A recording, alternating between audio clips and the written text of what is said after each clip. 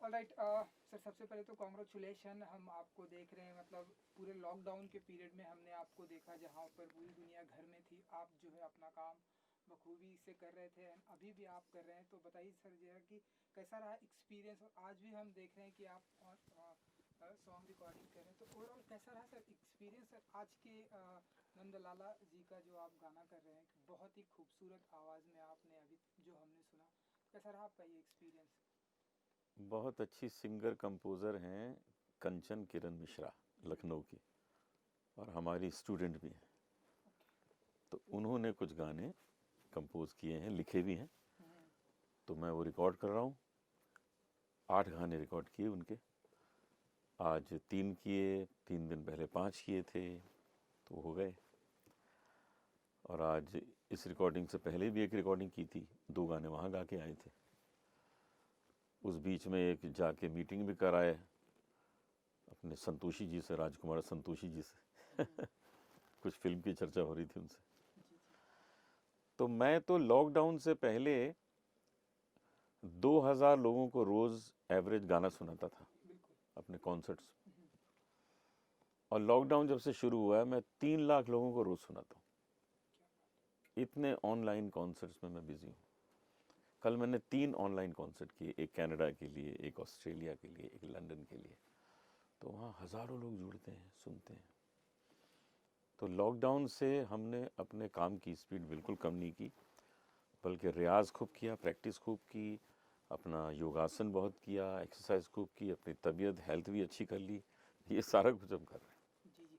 So sir, lockdown के दौरान ऐसी कोई नई एक्टिविटीज़ जो आपने सीखी या आप लोगों को बताना चाहें? लॉकडाउन में सबसे बड़ी बात यह है कि आपको बॉडी, माइंड और सोल, इन हम्म। तीनों को खुश रखना पड़ेगा। बिल्कुल। अगर आपने सिर्फ जिम में जाके एक्सरसाइज कर ली तो उससे कुछ होता नहीं है, उससे डोले शोले बन जाते हैं, हम्म। लेकिन माइंड संतुलित नहीं होता। जी जी। तो मन को भी संतुलित करना है, आत्मा को प्रसन्न करना है, और हेल्थ भी अच्छी रहे। अगर आपके कमर में दर्द है तो गाना कैसे गाएंगे? तो शरीर में दर्द भी ना हो, शरीर फिट रहे, इसलिए योगा भी होना चाहिए।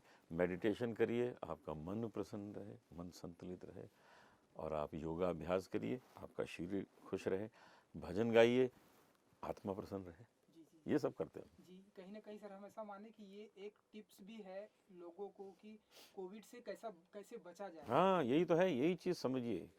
और खूब च्यवनप्राश खाइए, सीतोपलादी चूर्ण खाइए।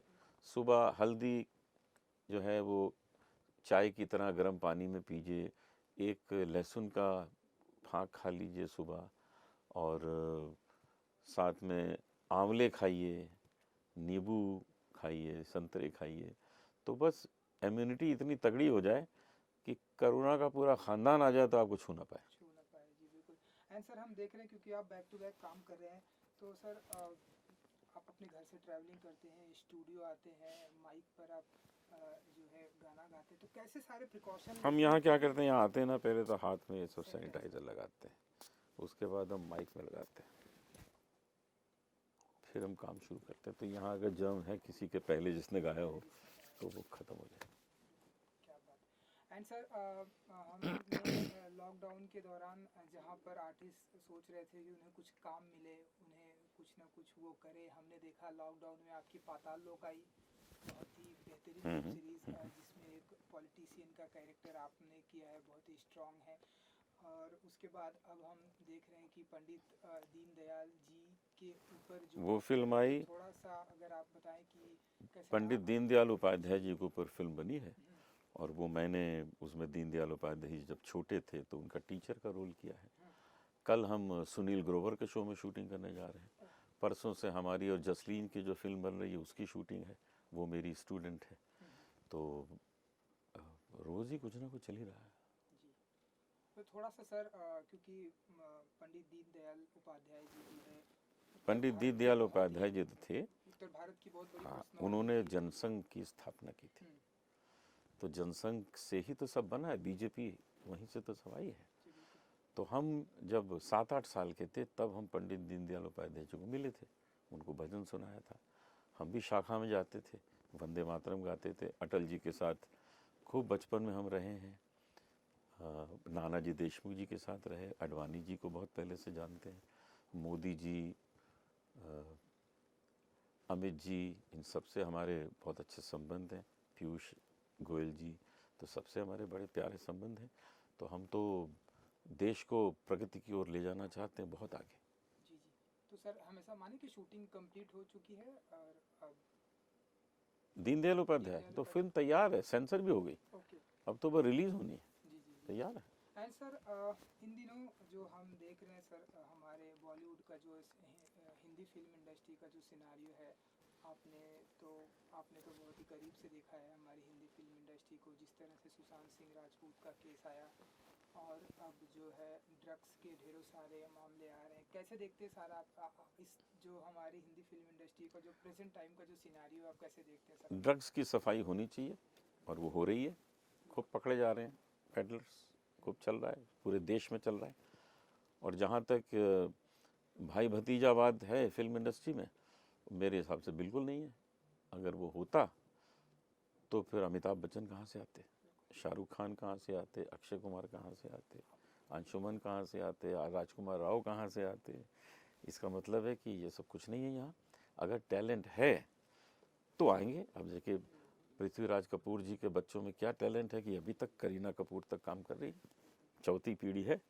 तो ये तो तभी संभव है कि अंदर टैलेंट हो, डीएनए स्ट्रांग हो। और जहाँ नहीं है वहाँ वो लोग आते हैं, फ्लॉप हो जाते हैं, एक दो फिल्में लोग अपने बच्चों के लिए बना देते हैं, फिर रह जाता है। और अगर सिंगर्स में भी देखिए तो मंगेशकर परिवार में और कोई नहीं है। मंगेशकर परिवार ने लता जी, आशा जी, उषा जी, मीना जी सब ने गाया, हृदयनाथ जी, उसके आगे पीढ़ी में कोई नहीं है। किशोर कुमार जी का बेटे को टॉप का सिंगर होना चाहिए था, मुकेश जी के बेटे को, रफ़ी साहब के टॉप का होना चाहिए था ना। अगर कुछ वो सब होता जातिवाद और भाई भतीजावाद तो वो तो है ही नहीं क्यों वो नहीं आ पाए, दूसरे आ गए। कुमार शानू कहाँ से आ गए, सोनू निगम कहाँ से आ गए। तो यही है कि टैलेंट है तो आप जम सकते हैं, नहीं तो एक दो बार आपके पिताजी चाचा जी थोड़ा कर देंगे पुश, फिर कुछ नहीं होगा। जी बिल्कुल, ये तो सर आपने बहुत सही बात कही। As an singer, as an bhajan सम्राट सारी दुनिया आपको मानती है, तो आप मानते हैं कि सुशांत सिंह राजपूत को आज भी जस्टिस मिलना चाहिए? जस्टिस तो मिल रहा है, अब सब खोज चल रही है, बिल्कुल। जरा खोज हो जाए तो पता लग जाएगा, क्योंकि बहुत अच्छा कलाकार हमने खोया है, इसका हमें बड़ा दुख है। और अभी चल रही है खोज, अभी खोज पूरी थोड़ी हुई है। अभी तो सीबीआई ने कुछ बताया ही नहीं, सीबीआई आए जरा जवाब दे, फिर पता लगेगा क्या हुआ। बाकी उसका बलिदान जो है उससे ड्रग्स माफिया सब पकड़े जा रहे हैं, ये हो रहा है।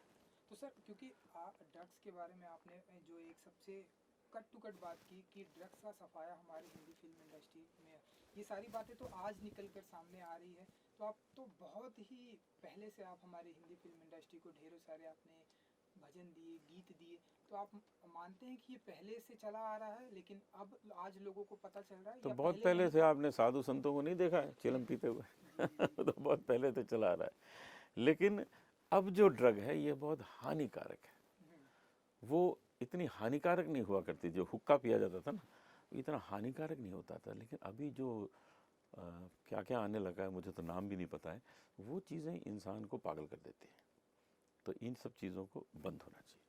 जी। एंड सर जब से आपको भजन सम्राट कहा गया, तब से आप मानते हैं कि आपके ऊपर आपकी रिस्पॉन्सिबिलिटी बढ़ गई है? आप बहुत बढ़ गई है, हम उसके लिए काम भी बहुत कर रहे हैं, रोज़ रिकॉर्डिंग करते हैं, नए नए भजन गाते हैं, लोगों के पास नए नए भजन पहुंचेंगे, उनके अंदर आनंद प्राप्त होगा उनको। जी। एंड सर क्योंकि अब बिग बॉस जो है स्टार्ट हो चुका है, आप तो बिग बॉस के पार्ट भी रहे हैं तकरीबन, जहाँ तक मेरा नॉलेज है 1.5 महीने तक आप हाँ 1.5 महीने मज़े किए। आए। अब फिर से सीजन 14 14वां सीजन स्टार्ट हो चुका है। आप बताइए आप कितना फॉलो कर रहे हैं, एंड जो कंटेस्टेंट आपने देखे होंगे कैसे आप देख पाते हैं, कैसे देखते हैं बिग बॉस सीजन 14 को? हमने कभी बिग बॉस देखा ही नहीं है, अच्छा। हम सिर्फ खेले हैं। ना हमने उसके पहले देखा था ना उसके बाद देखा है, हम खेले और बड़ा मज़ा आया। हमने अपने एपिसोड भी नहीं देखे, लेकिन कोई ऑफ अपना रिकॉर्डिंग बाद में भी नहीं देखा कभी सर नहीं आपने? देखा, कभी नहीं। हमको इस बार थोड़ा इंटरेस्टिंग इसलिए लग रहा है, हमने देखा नहीं है लेकिन हमको दो लोग उसमें बड़े इंटरेस्टिंग लग रहे हैं। एक तो कुमार शानू का बेटा, हाँ, और एक राहुल वैद्या, ये दोनों बड़े अच्छे सिंगर्स हैं और ये बहुत एंटरटेन करेंगे लोगों को। राहुल वैद्या बहुत इंटेलिजेंट लड़का है, बहुत ही हैंडसम है, बहुत अच्छा सिंगर है, परफॉर्मर बहुत अच्छा है, तो वो कुछ कमाल करेगा अंदर, मुझे लगता है वो जीत के भी आएगा, ऐसा मुझे लगता है। तो पता नहीं मैं देख पाऊंगा कि नहीं कोई भी एपिसोड, लेकिन वो दोनों हैं उसमें, मुझे इसकी बड़ी खुशी है। जी। सलमान खान जी को कुछ कहना चाहेंगे आप तो हाँ, उनसे मुलाकात कर आए। सलमान जी तो आते ही थे हमको मिलने, वहाँ हमेशा बड़ी इज्जत से मिले। सलमान खान को ये कहना चाहूँगा कि इस बार बिग बॉस को कैसे करेंगे, मुश्किल है, एक कमरे में सब सो नहीं सकते, मास्क लगा के प्यार नहीं कर सकते, लड़ाई वड़ाई कैसे करेंगे, दूर से करनी पड़ेगी लड़ाई, क्योंकि 2 गज की दूरी है बहुत ज़रूरी, मोदी जी ने कहा है।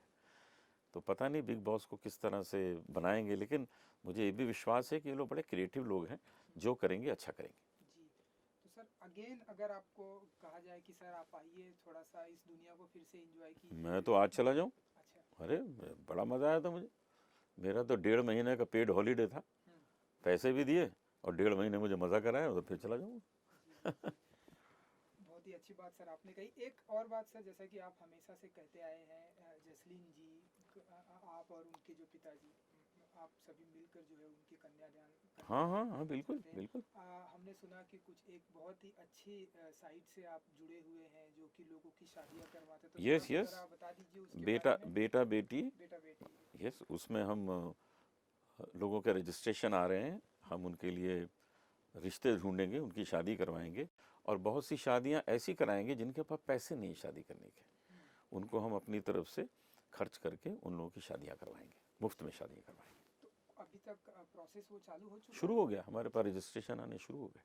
कुछ तो शादियां आजकल आपने लॉकडाउन कराई का जो। पीरियड है ना, हाँ। लॉकडाउन के टाइम पे सब स्लो है काम, तो जैसे ही ये थोड़ा और रिलैक्स होगा फिर हम इस पे काम शुरू कर देंगे। जी सर, जाते आते एक आखिरी सवाल, क्योंकि हमने देखा रिकॉर्डिंग आपने बहुत ही सुंदर की, तो एक अपने व्यूअर्स के लिए हमारे लिए हाँ, एक जो भी फ्यू लाइंस आपकी जो फेवरेट हो। जग में सुंदर हैं 2 नाम, चाहे कृष्ण कहो या राम, बोलो राम राम राम बोलो, श्याम श्याम श्याम।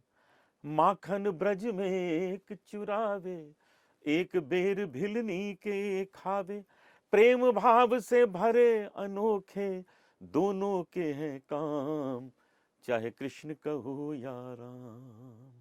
क्या बात, अपने फैंस को कुछ कह दीजिए जो आपके हमेशा बेसब्री से आपके अपकमिंग प्रोजेक्ट और आपके गानों का बेसब्री से इंतजार रहता है उन्हें। हमारे जो फैंस हैं उनको मैं धन्यवाद देना चाहता हूँ, पिछले 50 साल से आप लोग मुझे झेल रहे हैं, थोड़ा और झेल लीजिए। हम आपके सामने नई नई चीज़ें लाते रहेंगे, पेश करते रहेंगे और आपका मनोरंजन करते रहेंगे। सर आई थिंक थोड़ा नहीं और 50 साल, क्योंकि आप 100 साल काम करना चाहते हैं, बिल्कुल ऐसा मैंने करेंगे, सुना है आपके बारे हाँ में। हाँ, हम 50 साल और गाएंगे अभी, बिल्कुल। जी चलिए sir, thank you so much and good luck. Thank you so much. बुला लीजिए साहब।